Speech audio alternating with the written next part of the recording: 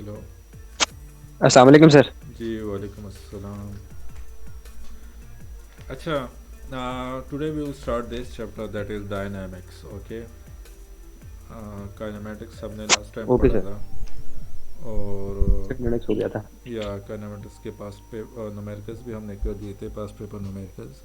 Kinematics में हमने जी sir. Different terms related to motions को डिफाइन किया था। ओके, उसको जस्ट हमने थोड़ा सा यस सर। एक्सप्लेनेशन दिया था, डिफाइन किया था। इस चैप्टर में हमने काज को डिस्कस करना है। ओके, कि आपका बॉडी जो है वो मोशन कर ओके रहा सर। है। से if this body is in motion, so what is the cause behind this. Okay, so causes में क्या आता है? फोर्स आता है। सही है, सही है। काजेज में आपका फोर्स आ जाता है, फिर आपका इसमें मोमेंटम आ जाते हैं। सही है, इम्पल्स फोर्स आ जाते हैं। सही है, कोलिजन आ जाता है। सही है, तो वो सारे सारे टॉपिक्स हम इस चैप्टर में डिस्कस करेंगे। अच्छा, जब बॉडी मोशन में होते हैं, सही है, so if a body is in motion that it means that a specific force is exerted on that body. Okay, like आपका बॉडी इस डायरेक्शन में मूव कर रहा है। If this is the body, okay, body A, and if this body A is moving in this direction, सही है, तो क्या होगा? इस पे एक फोर्स ऐड कर रहा है इस डायरेक्शन में। ओके, तो इस फोर्स को हम अप्लाइड फोर्स कहते हैं।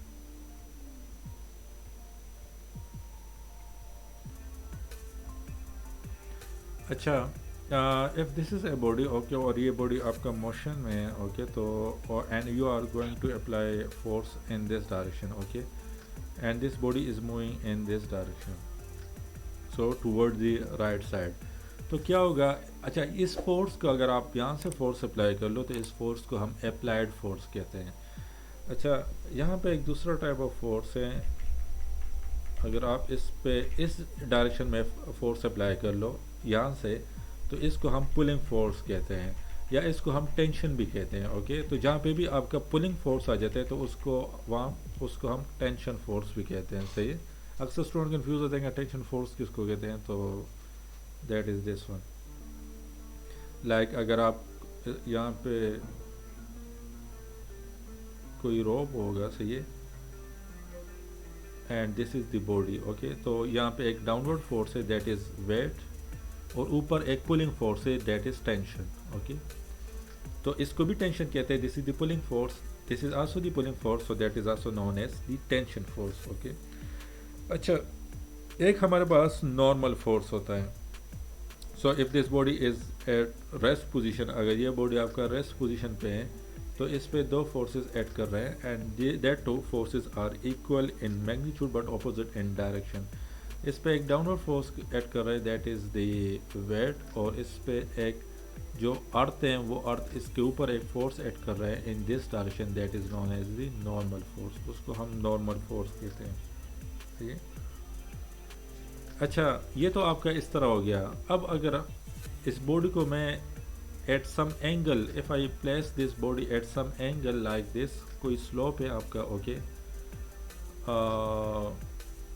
लेट्स से आपका कोई स्लोप है। सही है, लेट्स से आप मरी की तरफ जा रहे हो जहाँ पे आपके पास इस तरह का रोड मिलेगा, आपको स्लोप है, तो वहाँ पे क्या होगा? This is the body. Okay, तो यहाँ पे क्या होगा? यहाँ पे आपका weight is acting in this direction, this is the weight. Okay, weight हमेशा आपका डाउनवर्ड इसी डायरेक्शन में होगा। इस बॉडी पे एक नॉर्मल फोर्स भी ऐड करेगा that's will be in this direction, वो आपका इस डायरेक्शन में होगा। सही है, तो अब अक्सर स्टूडेंट इस तरह के न्यूमेरिकल्स मोस्टली वो आते हैं, तो इसमें अक्सर एंगल्स में स्टूडेंट कंफ्यूज होते हैं कि यहाँ पे किस तरह इसको मैंने, इन फोर्सेस को मैंने किस तरह रिजॉल्व करना है। ओके, स्प्लिट करना है इन फोर्सेस को। तो इसको हम फिर इस तरह रिजॉल्व करते हैं कि ये मेरे पास this is F N normal force, and this is the wait.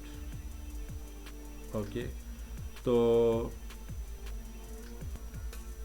अच्छा, ये एंगल भी आपको गिवन होगा, this angle will also be given to you. Okay, तो if this angle is theta, so this angle will also be equal to theta. Okay, ये horizontal और इस line के मिड में एंगल है, so similarly horizontal and this line angle is theta. अच्छा, यहाँ पे मेरे पास ये एंगल मेरे पास अननोन है, सही।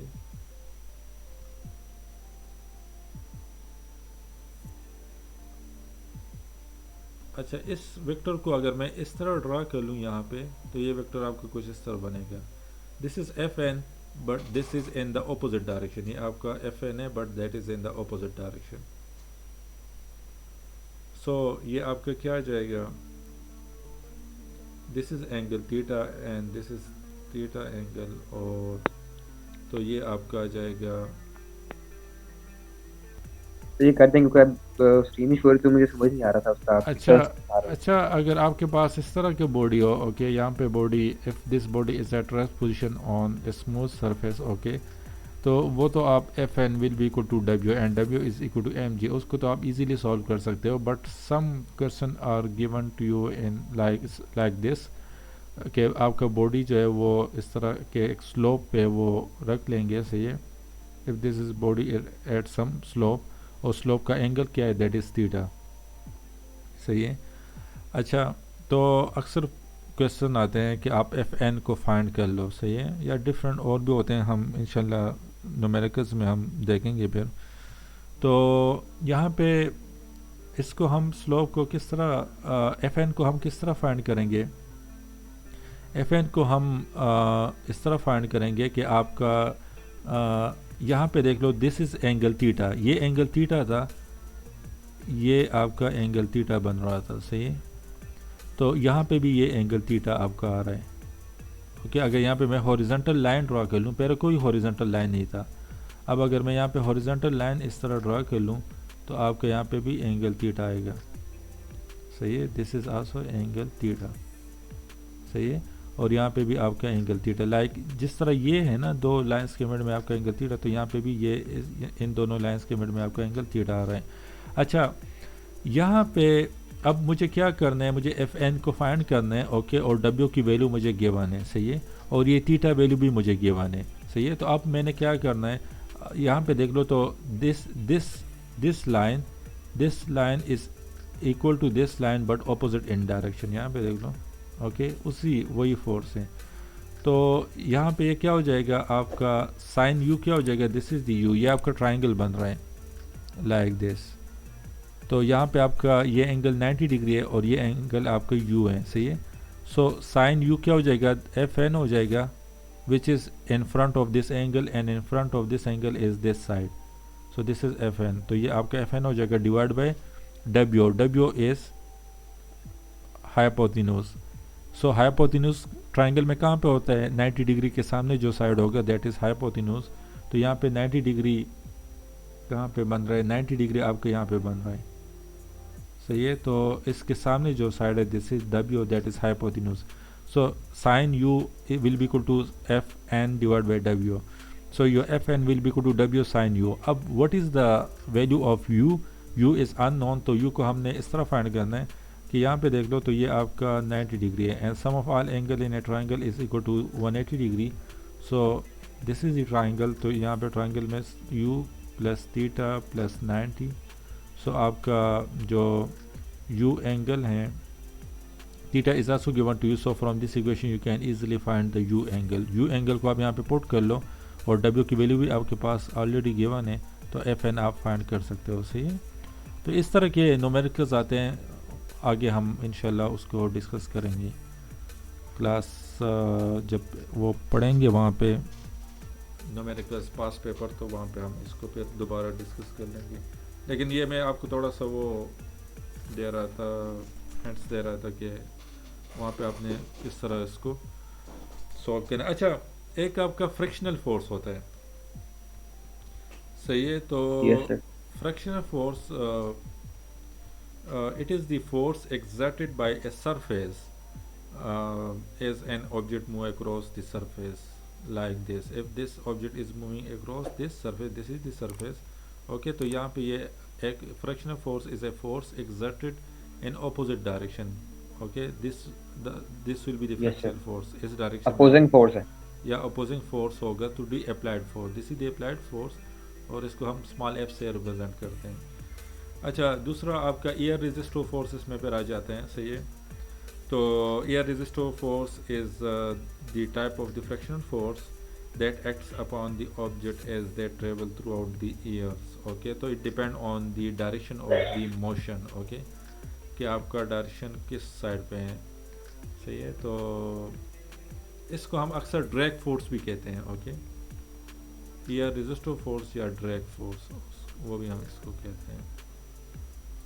लाइक अगर आपका बॉडी डाउनवर्ड आ रहे हैं, सही है, तो इस पर drag force air resistive force upward act होगा, या अगर आपका बॉडी ऊपर की तरफ जा रहा है, सही है, तो इस पर ड्रैग फोर्स आपका डाउनवर्ड की तरफ एक्ट होगा।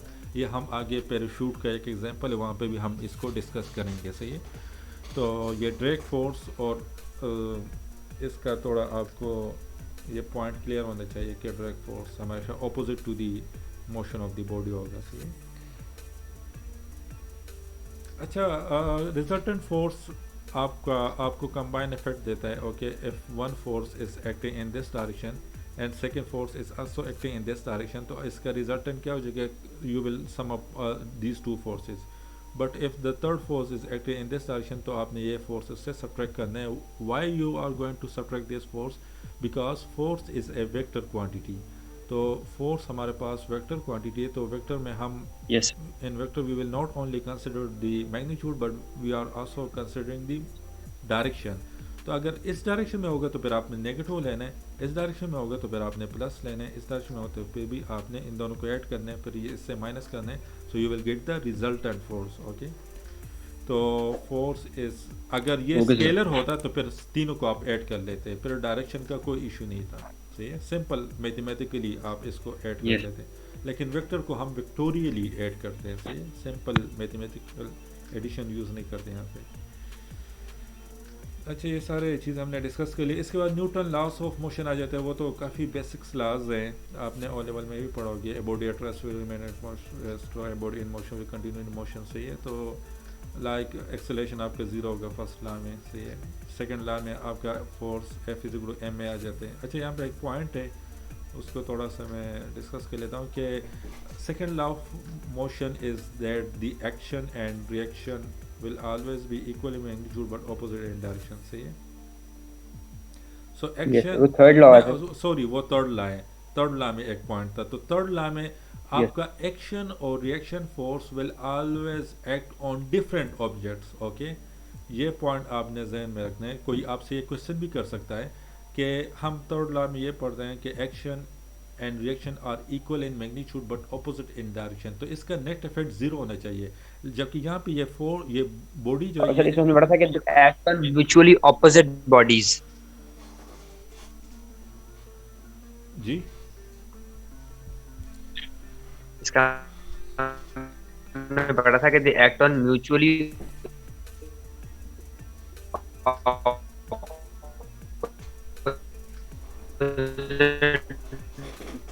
बॉडीज।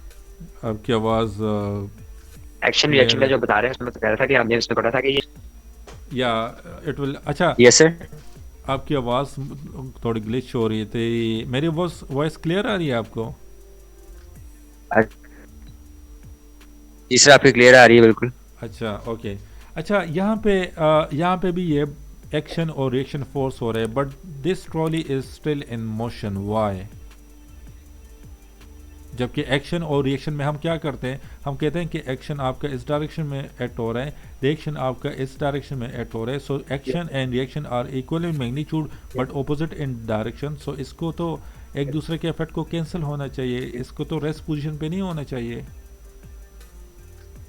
इस ट्रॉली को।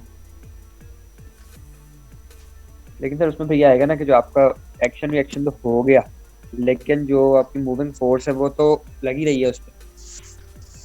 ओके, अच्छा, ये पॉइंट आपने जहन में रखना है कि action and reaction forces will always be act on different objects, okay, different object, then the body will be in motion, okay. अगर आपका एक बॉडी है, ये बॉडी है, सही है, इस बॉडी पे आप एक्शन फोर्स इस डायरेक्शन में अप्लाई कर रहे हो और रिएक्शन फोर्स आप सेम बॉडी पे इस डायरेक्शन में अप्लाई कर रहे हो तो फिर आपके ये बॉडी रेस्ट पोजीशन पे होगा। लेकिन अगर आप एक्शन फोर्स इस डायरेक्शन में अप्लाई कर रहे हो और ये बॉडी आप पे रिएक्शन फोर्स अप्लाई कर रहा है तो फिर आपके ये बॉडी रेस्ट पोजीशन पे नहीं होगा, क्योंकि अब आपका एक्शन और रिएक्शन फोर्सेस डिफरेंट बॉडीज पे हो रहे हैं। आप क्या कर रहे हो, दिस इज यू, ओके, आप इस पे एक्शन फोर्स अप्लाई कर रहे हो, ये बॉडी जो है ये आप पे रिएक्शन फोर्स अप्लाई कर रहा है, सही है। सो ये डिफरेंट बॉडीज हो गए, आप इस पे अप्लाई कर रहे हो, ये आप पे अप्लाई कर रहे हैं, सही है। तो ऑपोजिट बॉडीज हो गए, so that's why this body will be in motion, that's why this trolley is also in motion. ये बंदा क्या कर रहा है, इस ट्रॉली पे एक्शन फोर्स अप्लाई कर रहा है और ये ट्रॉली इस बॉडी पे रिएक्शन फोर्स अप्लाई कर रहा है, सही है। तो डिफरेंट ऑब्जेक्ट्स हो गए, सही है। तो that's why that's why this trolley is in motion, okay, because the action and reaction forces is acting on different bodies। अच्छा, इसके बाद आपका एक न्यू टॉपिक आ जाए, दैट इज मोमेंटम, ओके। तो momentum is the product of mass and velocity. Momentum is represented by mass and velocity. alphabet P. Momentum is a vector quantity, okay, so this is the product of mass and velocity, okay, velocity. अच्छा,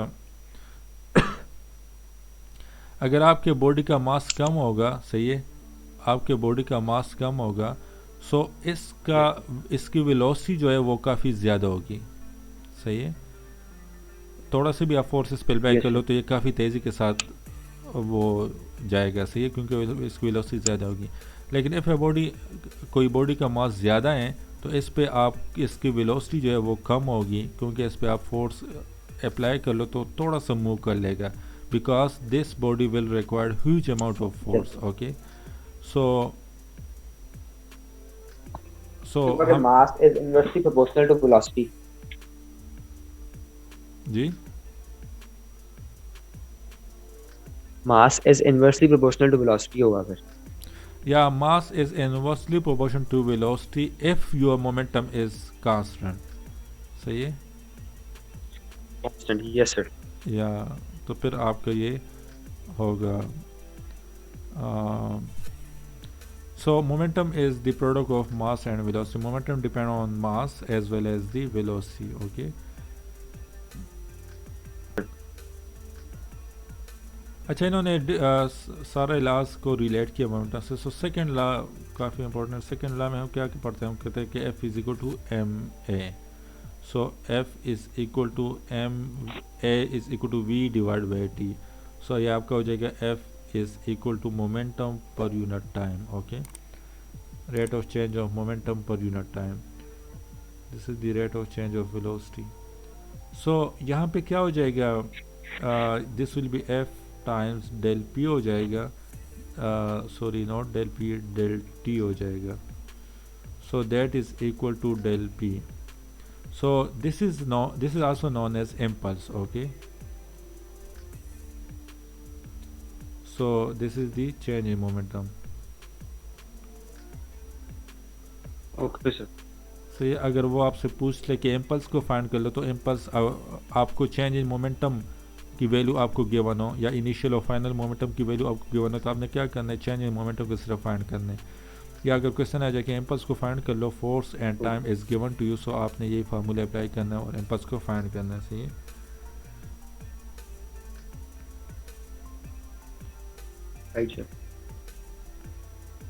अच्छा, सो इसमें अच्छा इसके बाद wait आ जाता है। Wait तो easy है, ओके, इसमें इतना कुछ कोई रॉकेट साइंस नहीं है इसमें। अच्छा, यहाँ पे हम जो मेजरमेंट करते हैं, ओके, नॉर्मली जो हम मेजरमेंट करते हैं वो हम क्या करते हैं, वो हमारे पास इस तरह का होता है, सही। यहाँ पे मैं वेट रख लेता हूँ, तो वेट आपका डाउनवर्ड होगा, ओके। तो यहाँ पे आपका टेंशन फोर्स एक्ट हो जाता है, क्योंकि this is the pulling force, so that this is known as tension force. तो हम इस टेंशन को मेजर करते हैं, ओके, इस पुलिंग फोर्स को मेजर करते हैं। यहाँ पे कितना पुलिंग फोर्स इसको रिक्वायर्ड होगा, तो वो आपको यहाँ पे दे दे कि इसको पुलिंग फोर्स इतना रिक्वायर्ड होगा, सो that is tension. And in this case और इसको हम क्या करते हैं, जब ये मोशन में होते हैं तो हम उस टाइम नोटिंग नहीं करते हैं, यहाँ पे हम कुछ भी नोट नहीं करते हैं। लेकिन जब ये रेस्ट पोजीशन पे आ जाते हैं तो फिर हम यहाँ पे नोट कर लेते हैं कि कितना वेट हो गया। तो क्यों करते हैं, क्योंकि जब ये रेस्ट पोजीशन पे आ जाता है देन आपका tension will be equal to weight. Okay, तो फिर हम कहते हैं कि जो वैसे हम एक्चुअल में हम टेंशन को मेजर करते हैं, लेकिन हम कहते हैं कि आपका वेट इतना हो गया। ओके, जिसको आसान लफ्ज़ों में हम कहते हैं कि आपका वेट इतना हो गया। बिकॉज तो क्यों मेजर नहीं करते, ये आपको पता होना चाहिए एज ए फिजिशियन कि आपका जब मोशन में होगा तो फिर then your tension is not equal to weight, but when this body is at rest position then your tension will be equal to weight. तो फिर हम मार्किंग करते हैं कि वेट इतना हो गया। Okay sir. अच्छा, इसके बाद नॉन यूनिफॉर्म मोशन आ जाता है। सो यहाँ पे इन्होंने बस पैराशूट को डिस्कस किए हैं सही है। तो if this is your aeroplane, okay, और पैराशूटर जो है वो इससे जंप लगा लेते हैं सही है। तो यहाँ इस पॉइंट पे क्या होगा, जब ये जंप लगा लेते हैं तो यहाँ पे क्या होगा, यहाँ पे आपका ये एक्सेलरेशन के साथ नीचे आएगा, ओके, विद सम वेलोसिटी, और वो वेलोसिटी कांस्टेंट नहीं होगी, वो चेंज होगी। सो इट मीन्स कि आपका एक्सेलरेशन जो होगा यहाँ पे वो that's will not be equal to zero.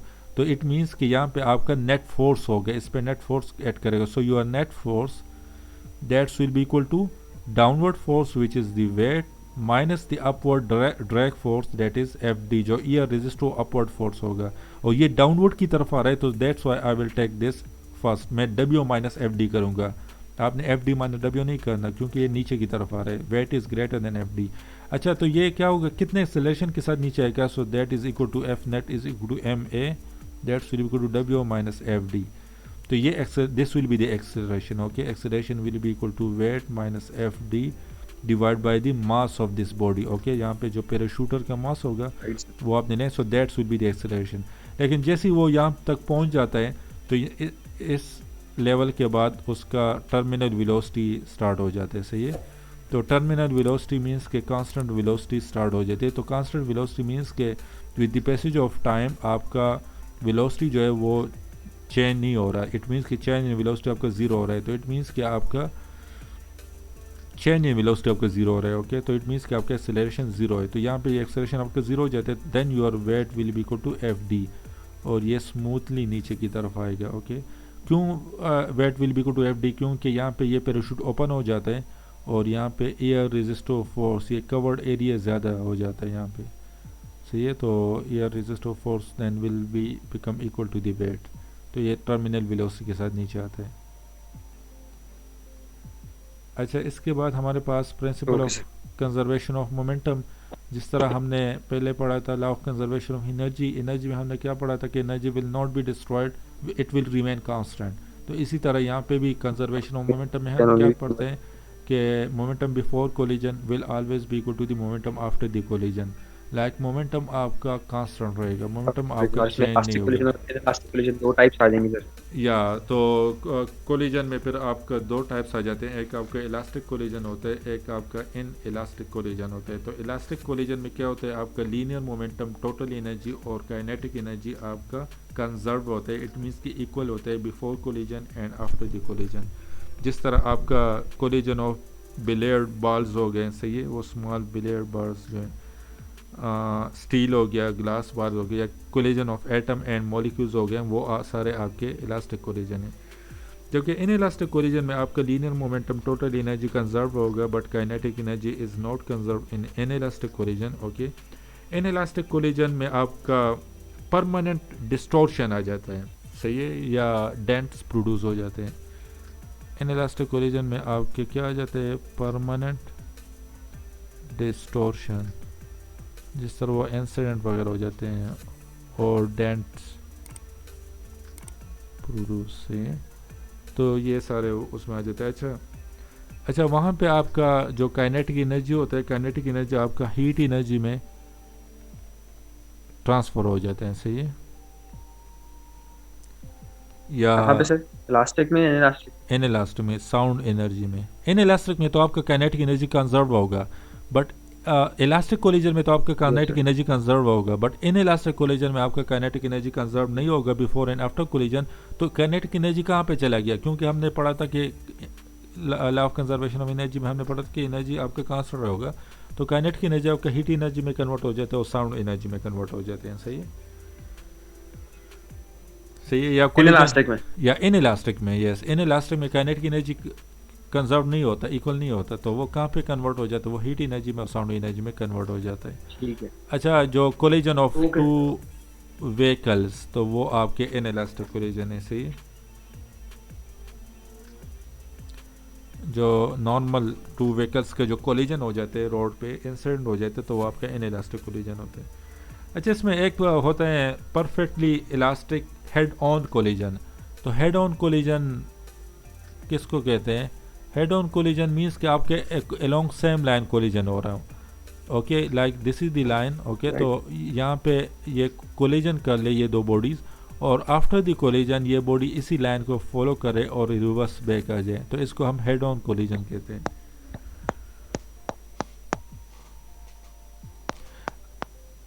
अच्छा, इसमें फिर वो पूरे वो इक्वेशन आ जाते हैं, वो हम कल डिस्कस करेंगे। सही है, कल के क्लास में। बल्कि ये तो हो गया, मोमेंटम इम्पल्स भी हो गया, इसमें थोड़ा सा मैथमेटिकल है, वो कल हम न्यूमेरिकल स्टार्ट करने से पहले वो हम डिस्कस कर लेंगे। बस ये चैप्टर आपका कंप्लीट हो गया। सही है, इसके न्यूमेरिकल्स थोड़े से कॉम्प्लेक्स हैं, सो उसको भी हमने कोशिश करें कि इस चैप्टर के सारे न्यूमेरिकल्स को कवर कर लें, क्योंकि ताकि आपकी प्रैक्टिस अच्छी तरह से हो जाए। सही है,